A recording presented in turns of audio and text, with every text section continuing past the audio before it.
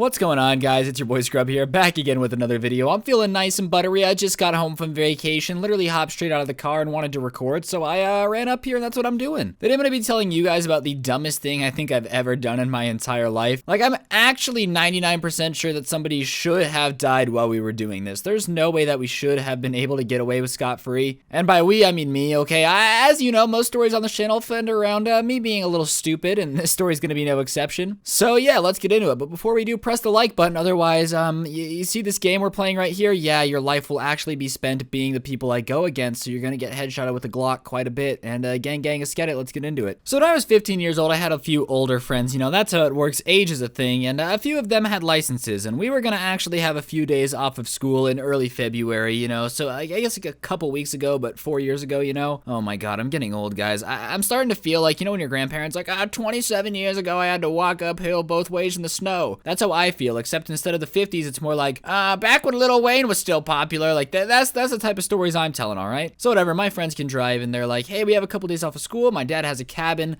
up on the mountain. We can go play in the snow and have a good time. And I'm like, bang, that sounds great. Can I come? And they're like, yeah, of course, Rob, we love you. I think they just pitied the fact that nobody else wanted to hang out with me. But sick, everything's sick. I'm gonna go spend some time with my friends up in a cabin. So the day comes and we hop in the car and we're flying up there. We're having a good time. And of course, you know, we get up to some normal teenage activities. I'll let your imagination fill in the blanks there because I'm not trying to incriminate myself. Susan, please leave me alone. The apocalypse is hitting me hard enough. I don't need you to make it any worse. Please leave me alone. So after downing a few pieces of liquid courage, and overall just having a good time for a few hours, we decide that it's time to go sledding. And let me tell you something really simple. Liquid courage and sledding don't mix together very well. In fact, I would say they mix together quite poorly. Not once has anybody had the experience with liquid courage being hydrated and then gone, physical activities where you go really fast and might be able to get hurt go really well together. But for some reason, me and my friends were just too stupid to put two and two together. Probably because of the fact that we were getting hydrated. So we trekked through the snow for a little bit and end up at the top of this ginormous hill. And I don't know what happened at this hill, but there was just trash all at the bottom of it. It looked like people were just kind of dumping their trash on the side of the road, and the hill happened to be there. And at the bottom of this hill, in the pile of trash, is an old Lazy Boy recliner, the ones that have those big circular wooden things at the bottom of it that kind of lets them swivel around. I think you guys know what I'm talking about. And if you don't, well, it's a big recliner chair, okay? Don't think too hard about it, Jimmy. Don't worry your pretty little head. Go into the corner, eat some glue, do what you gotta do. I know you don't know what a recliner looks like. So whatever, we go up the hill, we're slipping and sliding and sledding on these plastic sleds, having the time of our lives, going really quickly, and then somebody goes, hey, I bet you we could sled on the recliner chair. And I'm like, oh, that's a great idea. And they all decide that I'm gonna be the one to do it. Why is pretty simple. I was really big into skating in high school, so people assumed that I was just naturally going to do everything stupid because I magically had some powers like a cat that prevented me from getting hurt, which is true. I guess I knew how to fall better than them, but just because I used to skate doesn't mean that, like, you know, I can't get hurt. As if, like, that's the moral to all stories. You know, guys, if you don't want to get injured, just ride a skateboard for a week and suddenly nothing bad can ever happen to you ever. And keep in mind, most of us are pretty hydrated at this point. Not many of us have common sense, so I'm like, yeah, sure, it sounds like a great idea. In retrospect, it was a terrible idea. I don't know how they got me to do it, but they did. So we go down, we pick up this recliner chair. It takes like 5 of us to bring it up to the top of the hill. And this is already after sledding, going really fast. And I hop in the chair and I go down the first time and it's completely uneventful. I go flying and I get to the end and I'm like, oh, that was really fun. That was a great time. That was impressive. And then somebody goes, oh, I was watching TV the other day, and I guess these recliner chairs, like, burn really easily. They light on fire really easily. And you might be thinking, fire and sledding and hydrated people. Probably not the best idea. And at this point, I'm still kind of confused on where he's going with this. Oh, that's cool. I guess this chair is really cool when it's on fire, not understanding where we're going with this. And then somebody goes, oh, Ryan, you should go down the hill in the chair while it's on fire. And I'm like, yeah, this is a good idea. What I should have done in retrospect is, no, that's a terrible idea. Sliding down a hill at fast speeds while being lit on fire just isn't a good idea. We shouldn't do this. But, you know, I was like, yeah, sure. I don't want to look like a wimp in front of my friends. And there were girls there, you know, and I was trying to look tough. I was trying to look cool, be like, hey, yo, little mama, you want a real man that can almost light himself on fire and a lazy boy to impress you while going downhill on a snow slope? That must be why no girls really talk to me at this point, you know? Who wants to date the guy? It's like the Darwinism award. Like I was trying to just end my life earlier than it needed to be.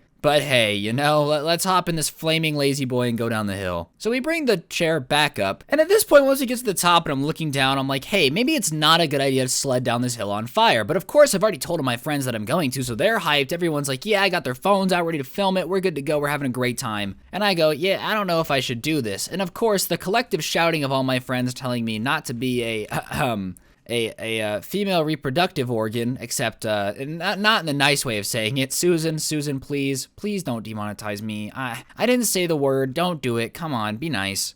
But I'm still like, guys, I really don't think this is a good idea. I do not want to do this. There is not a single part of me that is sitting on top of this hill on this lazy boy going, the only thing that can make this better is me being on fire, all right? You know, Marshmallow, I'm not trying to be flaming Marshmallow, okay? Let's just not do this. We'll call it off. I'll slide down in the lazy boy. Everyone will get their videos. We'll have a good time. And they're like, no, bro, come on. It's not that big of a deal. You're not going to get hurt. Come on, you skate. Yeah, I skate. What does that have to do with fire? You really think my skateboard's on fire ever? What? But whatever. I get peer pressured into it. Peer pressure is a real thing. Anybody who thinks peer pressure is not real has clearly never been peer pressured. And let's all peer pressure the people who haven't been peer pressured into thinking peer pressure is a thing, because I'm pretty sure that's how that works, and we could get away with it. So I'm sitting in the lazy boy, and they douse a little bit of gasoline around the edges, and they light it on fire. And you're probably thinking, oh my gosh, Ryan, are you alive? Do you have third-degree burns all over your legs? Thankfully, I don't. But it's on fire, and I'm sitting here, and I'm looking down the hill, and I'm like, this is a bad idea. And they all start to push me towards the crest of the hill, towards where I'm gonna start going really fast downhill. Because that's what sledding is. For those of you who don't know, I don't know why I'm describing to you what sledding is, but that's what it is. And so I'm flying down this hill, and like I said, I got going in the lazy boy. I guess the weight of it combined with gravity just was really making me fly downhill.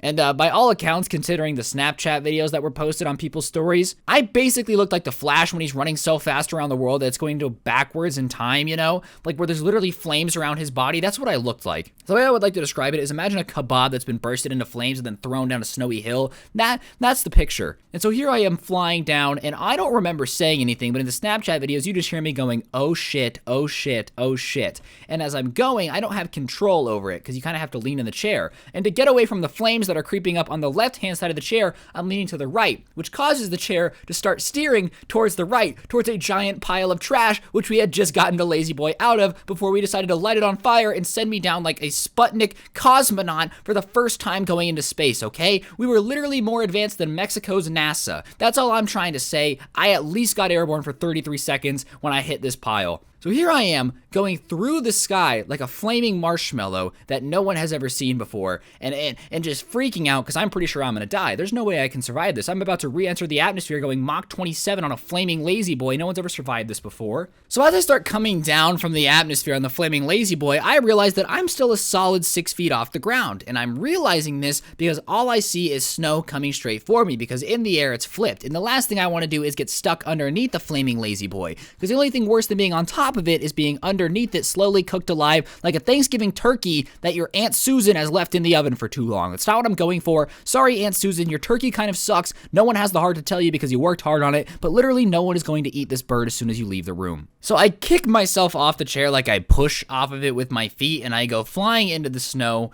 and basically at this point am breaking my fall with my face, which did not feel very good, but it felt a lot better than being burned alive by a lazy boy. And the chair goes just plopping to the ground next to me, still on fire, and I hear like this, because the snow's coming in contact with the flames, and all my friends are just running down the hill going, are you okay, are you okay, are you okay, are you okay? So I get up and my nose is bleeding, and I mean there's blood everywhere, and if you've ever seen blood on snow, it does not look very pretty, okay? I'm basically looking like the ending scene of The Shining where he's frozen and stuff right now. It's just not a good situation. And they're like, oh, are you okay? And I'm like, no, my nose hurts, my nose hurts, my nose hurts. It really hurts. And they're like, oh my gosh, we can't tell your parents, because how are we going to explain the fact that we made you get on a chair that was on fire and push you down a hill? And keep in mind, I'm younger than all of them too.